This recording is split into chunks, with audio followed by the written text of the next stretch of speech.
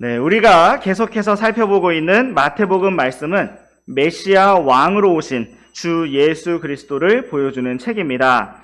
앞서 우리가 살펴보았던 마태복음 1장 말씀에서는 다윗의 자손으로 오신 주 예수 그리스도의 계보를 보여주었고, 처녀 마리아를 통해 탄생하신 임마누엘 하나님, 사람과 함께 하시려고 친히 사람이 되신 하나님이신 우리 주 예수님을 보여주었습니다. 이러한 메시아 그리스도의 탄생은 구약 성경에서 하나님께서 미리 말씀하시고 예언하신 대로 온전히 성취되었습니다. 또한 우리는 마태복음 2장 말씀의 앞부분을 통해서 유대인들에게 등장한 이방인 지혜자들에 대해서, 그리고 헤롯 왕과 수제사장들과 서기관들의 반응에 대해서 살펴보았습니다. 특별히 헤롯 왕은 은밀하게 또 부지런하게 행하면서 그리스도를 죽이려고 하였는데, 그 이유와 목적은 자신의 왕권을 유지하는 것이었습니다. 우리는 지난 시간 헤롯 왕의 모습을 통해서 은밀히 행하는 것에 대해 생각해 보았습니다.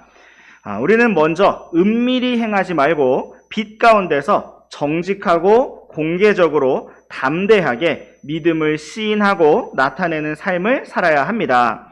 그러면서도 또 다른 면에서는 소문을 퍼뜨리거나 모든 은밀한 일들을 다 드러내는 것이 아니라 때로는 조용하고 묵묵하게 모든 것을 은밀한 가운데 보시는 아버지께만 보이기 위해서 오른손이 하는 일을 왼손이 모르게 하는 것처럼 그렇게 구제하고 기도하고 금식하며 주님을 따라야 합니다. 이제 오늘은 지난 시간에 이어서 헤롯 대왕이 부지런히 지혜자들에게 묻고 또 그들에게 부지런히 어린아이를 찾아보라고 말했던 말씀들을 통해서 우리가 걸어야 할 부지런함이 어떠한 길인가를 함께 생각해 보기를 원합니다. 주님께서 이 시간을 친히 주관해 주시기 원합니다. 이제 우리 함께 마태복음 2장 7절과 8절 말씀부터 함께 읽어보시겠습니다. 그때에 헤롯이 은밀히 지혜자들을 불러 그 별이 나타난 때를 부지런히 그들에게 묻고 그들을 베들레헴으로 보내며 이르되 가서 그 어린아이를 부지런히 찾아보고 그를 찾거든 내게 다시 말을 전해주어 나도 가서 그에게 경배하게 하라 하니라. 네, 우리는 7절과 8절 말씀에서 부지런히라는 단어가 2번 반복되어 나타나고 있는 것을 볼 수가 있습니다. 헤롯은 자신이 먼저 부지런히 지혜자들에게 메시아의 별이 나타난 때를 물었고, 또한 지혜자들에게 부지런히 그 어린아이를 찾으라고 요청하였습니다. 이러한 헤롯의 부지런함은 메시아 그리스도를 죽이고 자신의 왕권을 유지하려는 그의 사악한 의도로부터 나온 것이었습니다. 우리 함께 마태복음 23장 말씀에 나타난 또 다른 사람들의 부지런함에 대해서도 보시겠습니다. 마태복음 23장 15절 말씀을 우리 다 함께 읽어보시겠습니다. 시작. 서기관들과 바리새인들 위선자들아, 너희에게 화가 있을지어다. 너희가 개종자 하나를 만들기 위해 바다와 육지를 두루 다니다가 만들면 그를 너희보다 2배나 더 지옥 자식이 되게 하는도다. 네, 주 예수님께서는 서기관들과 바리새인들에게 화가 있을 것이라고 경고하시면서 그들의 부지런함과 열정에 대해 말씀하셨습니다. 서기관들과 바리새인들은 개종자 하나를 만들기 위해서 바다와 육지를 두루 다니는 부지런함과 열심을 가진 사람들이었습니다. 이처럼 우리는 오늘날에도 사람들을 2배나 더 지옥 자식이 되게 만드는 많은 종교 지도자들과 이단들을 볼 수가 있습니다. 참으로 안타까운 것은 바르고 참된 믿음을 가진 우리 성도들의 부지런함이 많은 면에서 그러한 이단들을 따라가고 있지 못하다는 것입니다. 많은 경우 우리는 주님의 영광을 위해서 산다고 말하고 영원한 영광을 바라보면서 산다고 말하지만 이 땅에서 잠깐의 영광을 위해서 살아가는 세상 사람들보다 부지런하지 못한 것을 볼 수가 있습니다. 그러나 하나님께서는 자신의 자녀들이 선한 행위에 열심을 내는 백성으로서 부지런하고 신실한 삶을 살아가기를 원하십니다. 우리가 지난주에도 보았던 말씀이지만 우리 한 번 더 보시겠습니다. 히브리서 11장 6절 말씀을 우리 함께 읽으시겠습니다. 시작. 그러나 믿음이 없이는 하나님을 기쁘게 할 수 없나니 그분께 가는 자는 반드시 그분께서 계시다는 것과 또 그분께서 부지런히 자신을 찾는 자들에게 보상해 주는 분이시라는 것을 믿어야 하느니라. 아멘. 하나님께서는 우리가 주님을 찾되 부지런히 찾기를 원하십니다. 하나님께서는 그렇게 자신을 부지런히 찾는 자들에게 보상해 주시는 분이시라고 말씀하셨습니다. 오늘 우리는 주일 아침을 맞이해서 교회로 모였고 또 말씀 앞으로 나와왔습니다. 우리가 단지 시간이 되었기 때문에 형식적으로 나온 것이라면, 그리고 단지 시간이 다 끝났기 때문에 그냥 돌아간다면 우리는 부지런히 주님을 찾는 사람이라고 할 수가 없을 것입니다. 참으로 오늘 우리가 하나님을 부지런히 찾는 사람이라면 목마른 사슴이 시냇물을 찾아 갈급한 것처럼 그렇게 주님을 우리가 갈급하게 찾게 된다면 찬송 한 곡을 부를 때 우리의 마음이 참으로 간절할 것이고 성경 구절 한 구절을 펼 때 우리의 마음이 새로울 것입니다.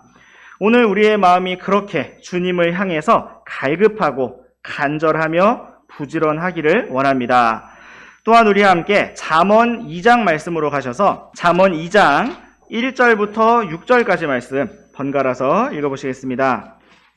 내 아들아, 내가 만일 내 말들을 받으며 내 명령들을 내게 감추어 두기를 원하여 내 귀를 지혜에 기울이고 내 마음을 명철에 쏟으며 참으로 지식을 구하려고 부르짖으며 명철을 얻으려고 내 목소리를 높이며 은을 구하는 것 같이 그것을 구하고 감추어진 보물을 찾는 것 같이 그것을 찾으면 그때에 주 두려워하는 것을 깨닫고 하나님 아는 것을 발견하리니 이는 주께서 지혜를 주시며 그분의 입에서 지식과 명철이 나오기 때문이니라. 아멘.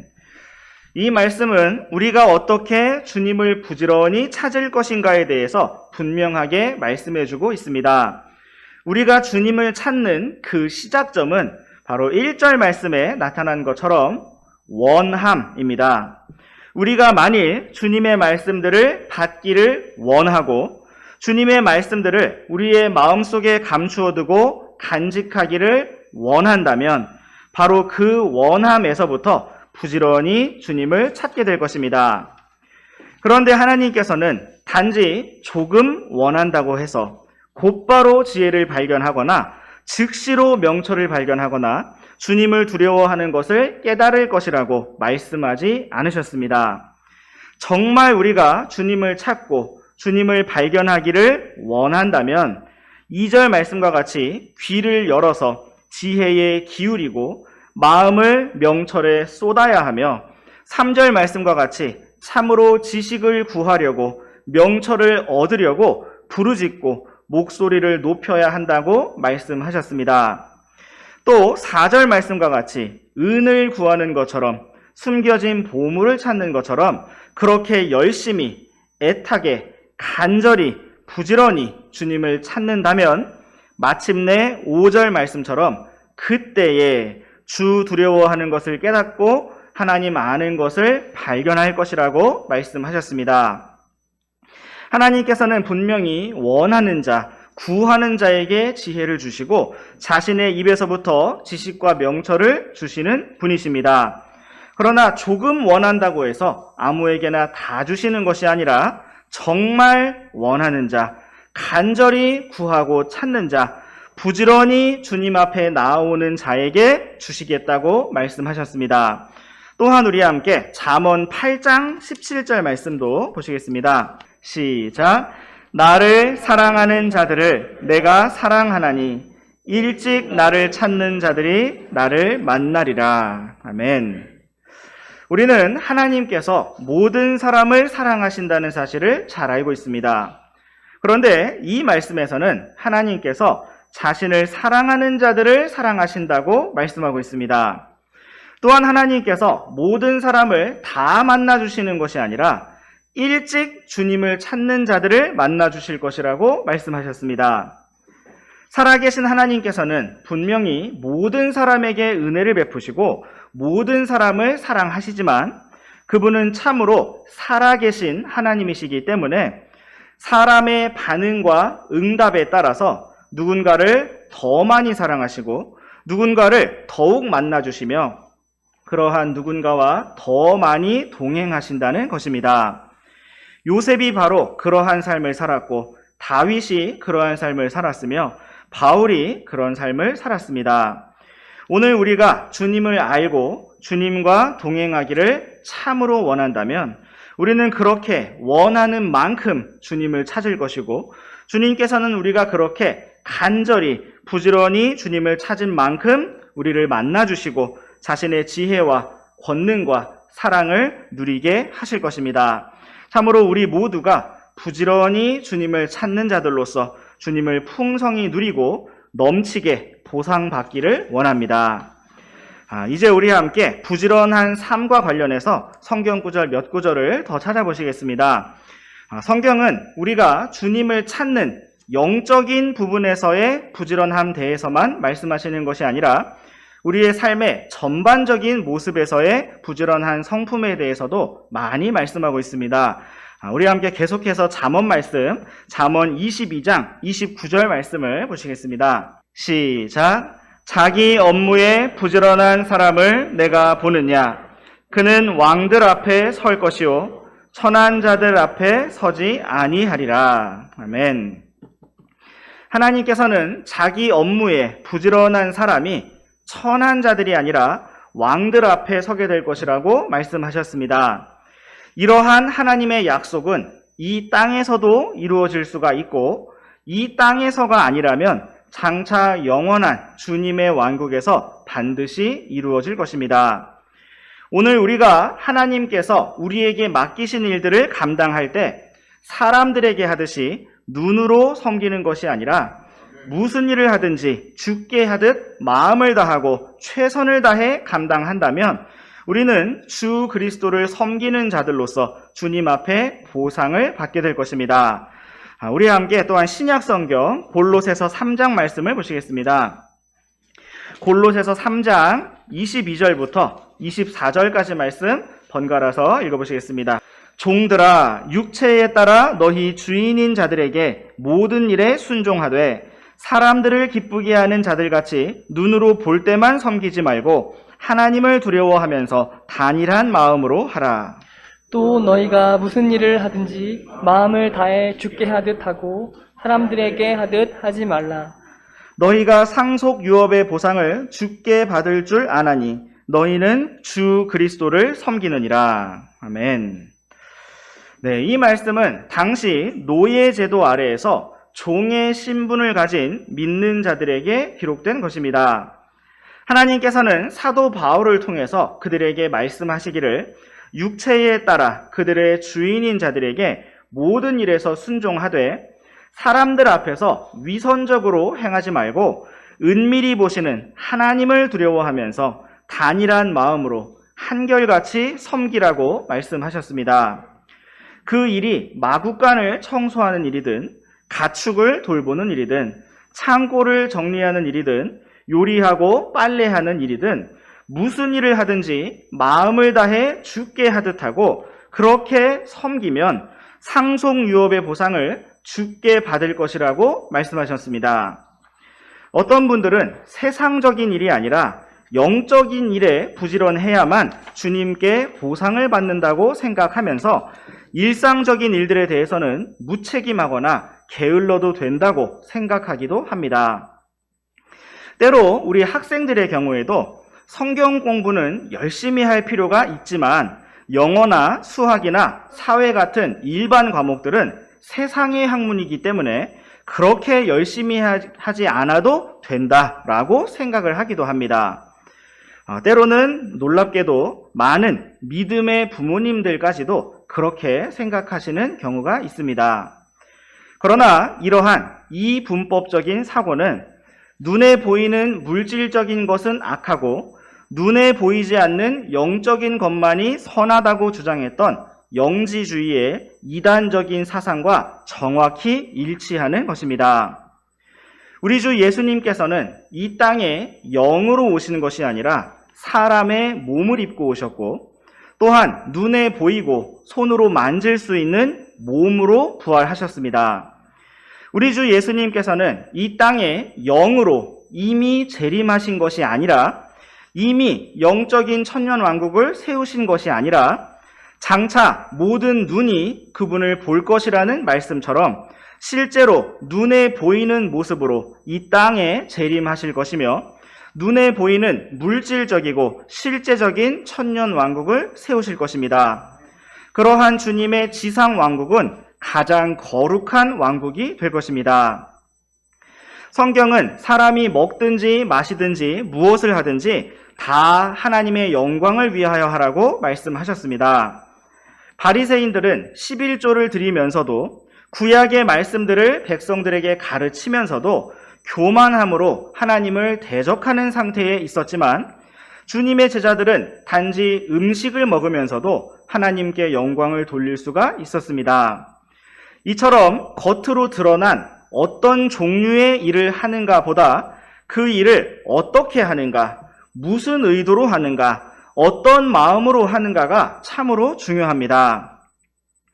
다니엘은 바빌론의 전쟁 포로로 잡혀간 상황에서 갈대아의 학문이라고 불린 바빌론 제국의 교육을 받아야만 했습니다.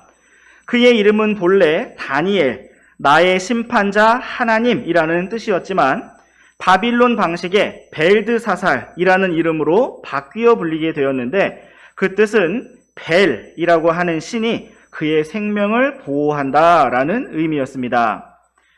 이처럼 다니엘이 배우고 공부해야만 했던 지식들은 바빌론 우상들의 전설에 관한 이야기들이었고 어떻게 별을 살피면서 점을 칠 것인지 또 어떻게 꿈을 해석해야 할 것인지에 대한 바빌론 관점의 세상적인 방식의 교육들이었습니다.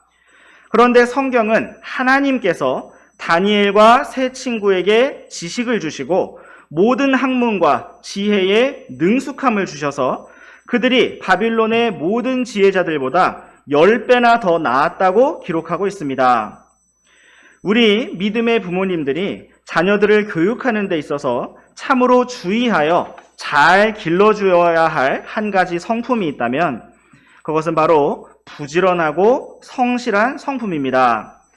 오늘날 많은 홈스쿨 출신의 자녀들의 특징이 있다면 그것은 규칙적인 생활을 하지 않는다는 것인데 이것은 매우 비성경적인 교육 방식입니다. 또한 많은 믿음의 부모님들이 자녀들에게 영적인 지식에 대해서는 강조하면서 마땅히 자녀들이 자라나면서 성실하고 부지런하게 배워야 하는 학습의 과정들과 생활 습관들을 가볍게 여기고 불성실하게 방치하는 것을 볼 수가 있는데 이것은 매우 비성경적인 양육 방식입니다. 우리는 성경에서 하나님께서 부르시고 사용하신 사람들이 어떤 성품과 공통점을 가지고 있었는지를 잘 살펴볼 필요가 있습니다. 예수님께서 부르신 제자 베드로는 물고기를 잡기 위해 밤새도록 그물을 던지는 사람이었습니다. 한두 번 던졌는데 안 잡혔다고 해서 그냥 집으로 간 것이 아니라 밤새도록 던졌던 사람이었습니다.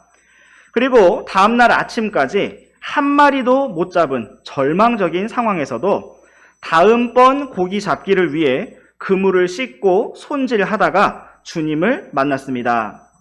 그는 예수님께서 위험하실지도 모른다는 생각이 들었을 때 나름대로의 방법으로 예수님을 최대한 보호하기 위해서 칼까지 준비했던 사람이었습니다. 베드로는 비록 서툴고 거칠고 부족한 부분이 많았지만 참으로 부지런하고 성실한 사람이었습니다.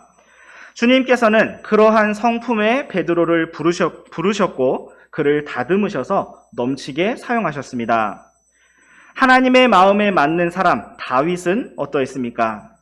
그는 아버지의 양들을 지키다가 사자나 곰이 양 한 마리를 물어가면 겨우 한 마리이기 때문에 잠시 도망가거나 숨거나 무서워했던 것이 아니라 그 한 마리를 구해내기 위해서 끝까지 따라가서 싸우고 양을 구출했던 사람이었습니다. 대언자 사무엘이 이새의 아들들을 불러서 희생물을 드리고 주께서 기름 부으신 자를 찾을 때에도 그는 끝까지 들판에 남아서 아버지의 양떼를 지키고 있었습니다. 우리 주 예수님의 삶을 예표로 보여주고 있는 요셉도 그러한 인물이었습니다. 그는 아버지의 심부름을 받아서 형들을 찾아갈 때 형들을 쉽게 찾지 못했지만 그냥 돌아와서 없는데요 라고 말한 것이 아니라 끝까지 사람들에게 물어보고 물어보아서 형들을 찾아간 사람이었습니다. 그는 감옥에 갇혔을 때에도 자신이 섬기는 잔 맡은 자와 빵 맡은 자의 표정이 안 좋은 것을 보고 표정이 안 좋네 하면서 외면할 수도 있었지만 적극적으로 왜 그러한지를 물었고 그들의 꿈을 해석해 주었습니다. 이후에 파라오 앞에 섰을 때에도 단지 꿈의 의미만을 해석해주고 자기의 억울한 사정을 당장 말한 것이 아니라 향후 풍년이 있을 7년 동안에 어떻게 하는 것이 좋을 것인가 지혜로운 계획과 의견을 제안하였습니다. 기드온은 미디안 민족들에게 곡식을 빼앗기는 상황 속에서도 포도즙 틀 곁에 숨어서 밀을 타작하다가 주의 천사를 만났고 사도 바울은 주의 제자들을 잡기 위해서 열심히 다마스쿠스를 향해 가다가 예수님을 만났습니다.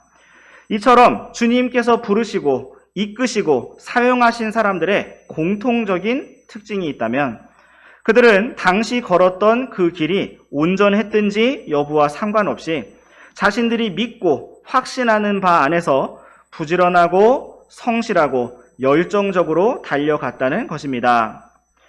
물론 그러한 그들의 부지런함이나 그들의 성품이 그들의 자격이나 영광이나 자랑이 될 수 있었던 것은 아닙니다.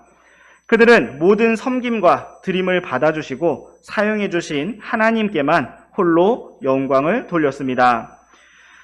분명히 하나님께서는 앞서 보았던 약속의 말씀들과 같이 믿음의 사람들이 그렇게 부지런히 주님을 찾고 사모한 것을 통하여서 그들을 만나주셨고 넘치게 사용해 주셨습니다. 하나님께서는 오늘 우리들 모두가 그렇게 부지런히 주님을 찾고 주님을 사랑하는 길로 나아가기를 원하십니다. 우리 함께 신명기 말씀을 보시겠습니다. 신명기 6장 5절부터 7절까지 말씀 우리 번갈아서 읽어보시겠습니다. 너는 내 마음을 다하고 혼을 다하고 힘을 다하여 주 내 하나님을 사랑하라. 내가 이날 내게 명령하는 이 말들을 내 마음속에 두고 너는 그것들을 내 자녀들에게 부지런히 가르치며 내가 내 집에 앉았을 때나 길을 걸을 때나 누울 때나 일어날 때나 그것들을 말할지니라. 아멘. 이 말씀 가운데 우리는 마음을 다하고 혼을 다하고 힘을 다하여 하나님을 사랑하는 삶이 어떠한 것인가를 분명히 볼 수가 있습니다. 우리가 주님을 사랑한다는 것은 주님의 말씀을 마음속에 두고 자녀들에게 부지런히 가르치며 그 말씀들에 대해서 부지런히 말한다는 것입니다. 이것은 자녀들에게만 말하라는 것이 아니라 가족들에게, 친구들에게, 이웃들에게 일상생활 속에서 부지런히 주님의 말씀들에 관해서 말하는 삶을 보여주는 것입니다. 이처럼 마음을 다하고 혼을 다하고 힘을 다하여 주님을 사랑하는 삶이란 부지런히 주님을 말해내는 삶이고 삶의 모든 일들에서 마음을 다해 죽게 하듯 한다는 것입니다. 참으로 우리가 이러한 실질적인 부지런함과 신실함의 삶으로 날마다 힘차게 나아가기를 원합니다. 이제 우리 함께 데살로니가 후서 3장 말씀으로 가셔서 10절부터 13절까지 말씀 번갈아서 읽어보시겠습니다. 우리가 너희와 함께 있었을 때에도 너희에게 이같이 명령하여 누구든지 일하려 하지 아니하거든 먹지도 말라고 하였노라. 우리가 들으니 너희 가운데 질서 없이 걸으며 전혀 일하지 아니하고 참견하기만 좋아하는 어떤 자들이 있다 하는도다. 이제 그러한 자들에게 우리가 우리 주 예수 그리스도를 의지하여 명령하며 권면하노니 그들은 조용히 일하고 자기 빵을 먹을지니라. 그러나 형제들아, 너희는 잘 행하는 가운데 지치지 말라. 네, 여기에서 우리는 사도 바울이 경고했던 어떤 자들의 모습을 볼 수가 있습니다.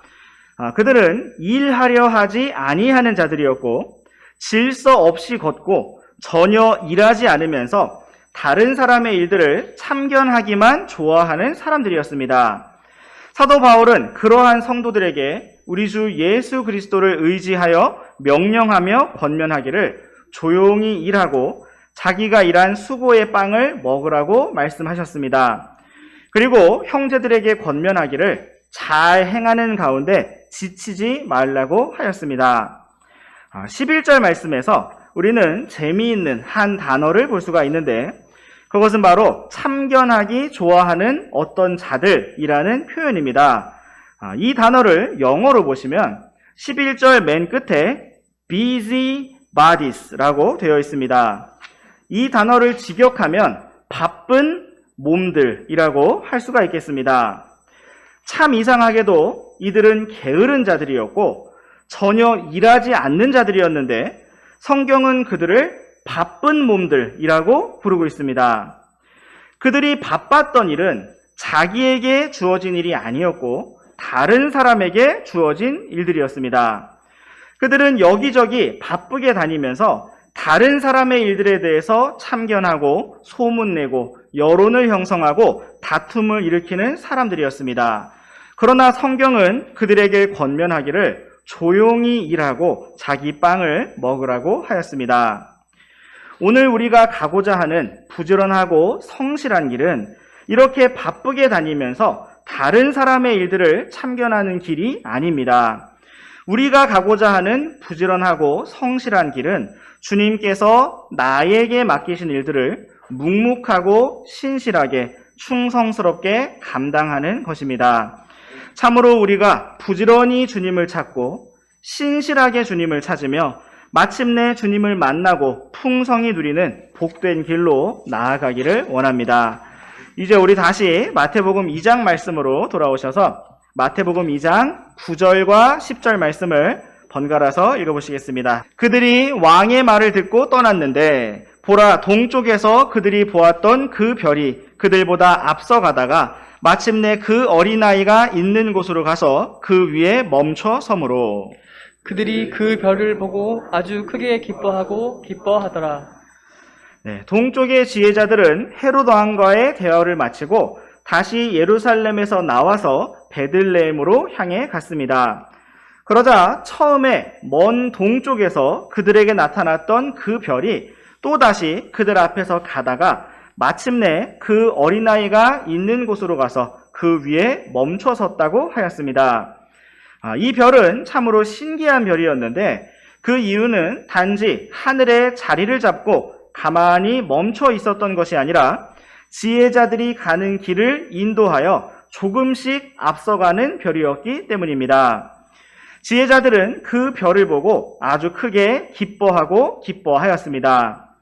그들은 한때 별을 따라오다가 자기들의 생각으로 유대인의 왕으로 태어났으니 당연히 예루살렘이겠지 하며 예루살렘 땅으로 향했지만 그래서 그 길을 잃어버렸지만 다시 새롭게 별의 인도를 받아서 갈 수가 있었고 아주 크게 기뻐할 수가 있었습니다.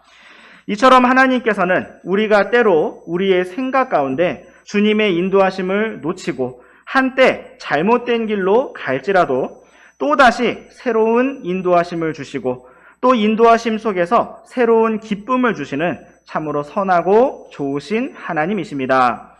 오늘도 우리가 이러한 선하신 주님의 인도하심을 따라서 부지런하고 신실하게 힘차고 담대하게 나아가기를 원합니다. 기도하고 마치겠습니다.